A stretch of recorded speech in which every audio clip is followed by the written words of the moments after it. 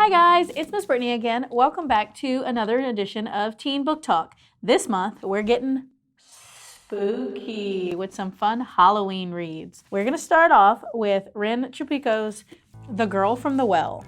So this has a vague The Ring feel to it. It's based off of like Japanese mythology of essentially the girl from the well. Are you a fan of morally gray villains? This might be the book for you. The protagonist, the villain of the story, after being murdered 300 years ago, spends her time in the ghost world just haunting people like who murdered her. So abusers and people who would kill a child, until she finds this kid that she's drawn to.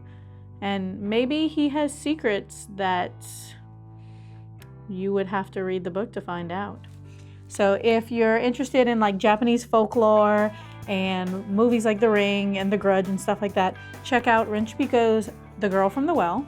If you're not as much into like history and retellings and stuff like that, the book by Barry Lyga, I Hunt Killers, kind of has a vague like Dexter-ish feel, if you're familiar with that. So Jazz's dad is a serial killer, and to get the kind of heat off of him and his family, he joins in with the police on the hunt for serial killers.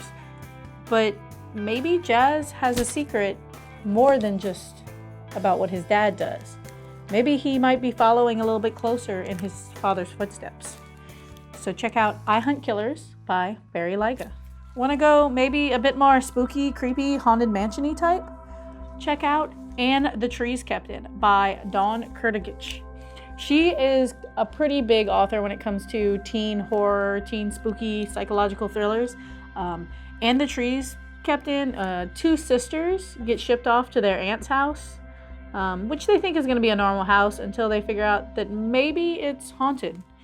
And maybe it's not just the house as much as everything around it when the trees start keeping them trapped. Is it the house? Is it the trees? Is maybe the main character just going crazy?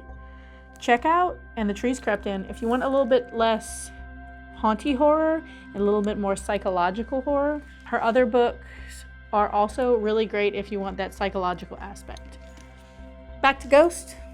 If you've read any of the Dark Crown series, you'll be familiar with Kendare Blake's writing style and books. Anna Dressed in Blood is a series. It is about a kid named Cass whose family is kind of non-traditional. They're ghost hunters.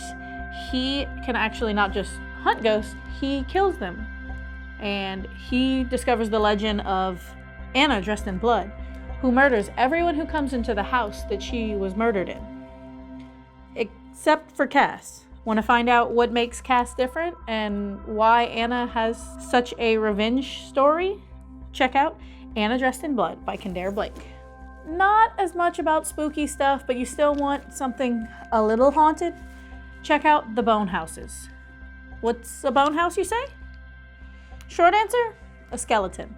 Long answer, undead that is coming back to life and haunting the countryside. There is a curse on the land, and everybody who gets buried isn't staying buried.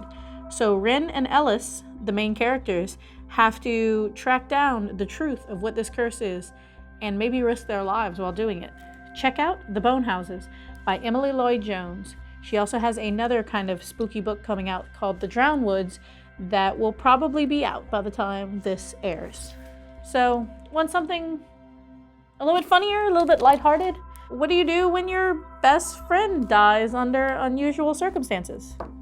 Bring them back to life, of course.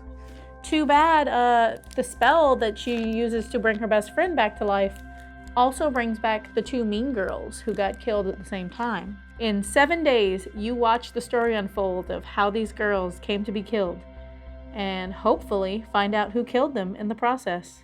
Can they solve the mystery in 7 days? Or is this undead girl gang gonna be gone for good? Last but not least, one of my favorite Halloween books by one of my favorite authors, Rainbow Rowell's Pumpkinheads. This is a graphic novel that takes place in a pumpkin patch around Halloween. You follow the two main characters, Josie and Deja, on their trip around the pumpkin patch as they reminisce about their last day on their last season at the pumpkin patch. It's told in traditional Rainbow Rowell style with the wit and humor that you would expect from her. Want more recommendations on what to read this Halloween? Check out your local library and ask, what's good? What's spooky? Maybe some Stephen King? Maybe a little something else? And if you aren't the reading type, come visit us anyway and we'll get you hooked up with some horror DVDs. Hope to see you next time on Teen Book Talk from Lafayette Public Library.